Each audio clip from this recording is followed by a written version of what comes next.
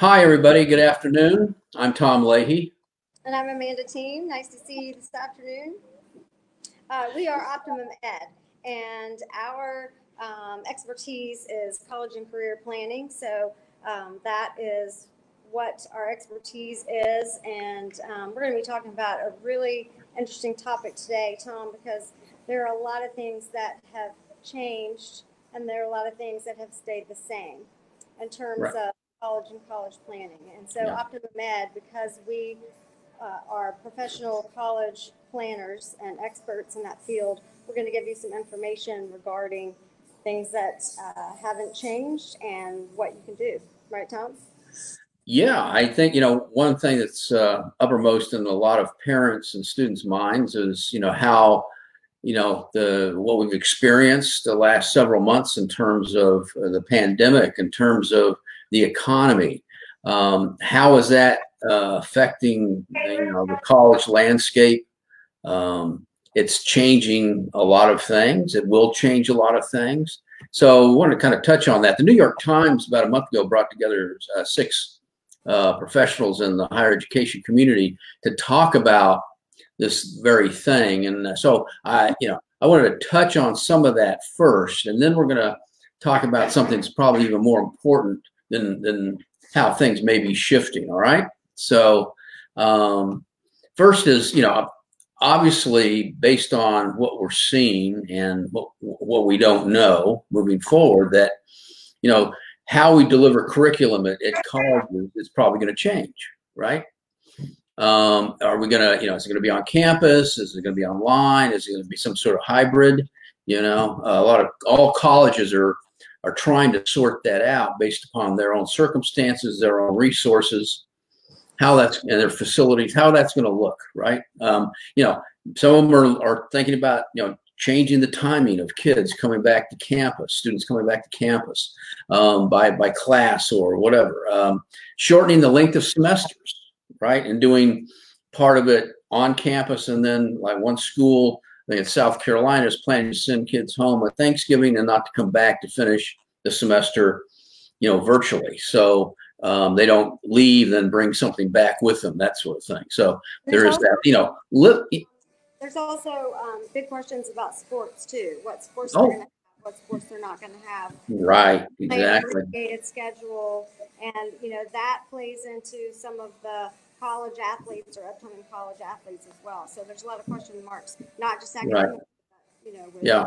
It's going to have a big impact on how sporting events are held, if they're held, and that sort of thing too, and living on campus. That's a huge consideration, right? So we come back to campus. How are we going to, can we police the wearing of masks? Can we police the testing, and contact mapping? How is that going to be dealt with? Some schools are looking at a situation where they're going to start grouping students. So, for example, a dorm room or a dorm hall. Maybe a sorority even, or a fraternity, they'll be considered a family. So if one person in that group tests positive, then that whole group becomes quarantined. And so that's one of the things that, that are looking at. So, and as far as the country is concerned right now, about 9% of schools say they're going to be online come fall. About 27% are going to be providing some sort of hybrid experience, and about 58% right now say they're going to be on campus. Now, since we're right here in Virginia, the Virginia schools are all planning to be on campus, with the exception of Virginia Tech, Norfolk State, and ODU. They're proposing a hybrid circumstance. Last I saw, and Hampton says that they're going to be online. So kind of gives you an idea of the mix of what's going on. So there is that, and that's from the college perspective.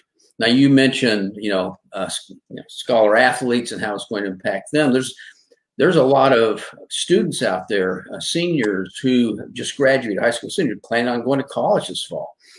There's about 20% that are rethinking that.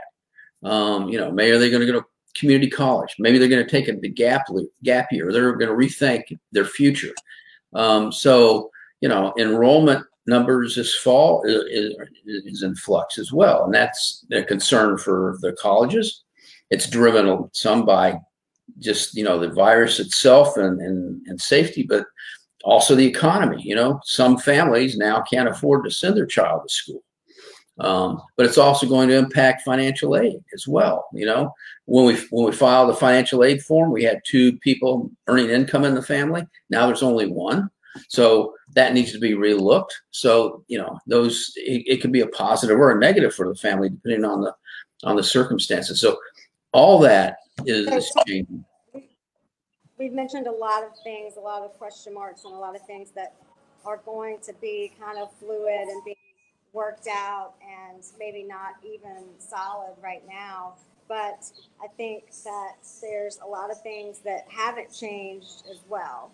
And those things are, you still have to plan for college, and you still have to go through these steps of deciding what is a good fit for you and what your career choice is going to be. So even though this world that we are in right now is very much fluctuating depending on what state you're in, locality, what the decisions of the school are, there are some things that have not changed. You are so wise for being so young. Bless your heart. But you're exactly right. Okay. The things that we can control, the things that are not changing, right? The value and the power of a college degree, whether you're going on to a job that requires a degree or not, there's still value in that education.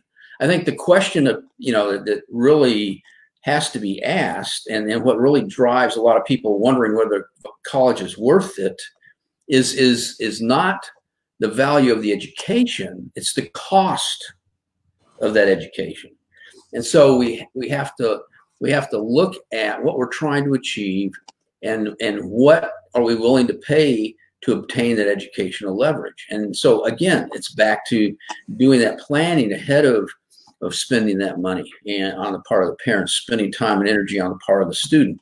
And those things we can affect.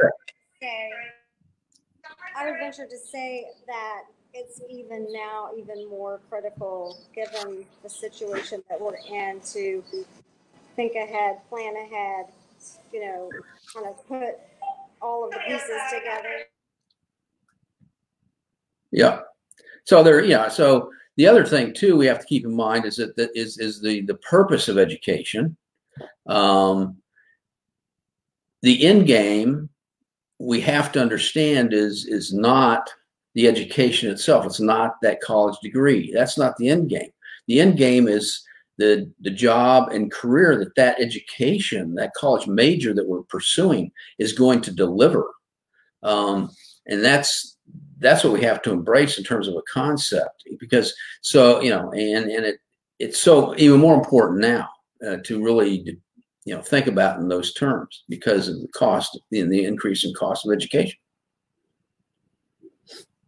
And I think if we can focus, and if parents and students stay focused on finding the way forward, there's more than one way to get to our goal, but it's all about establishing the goal.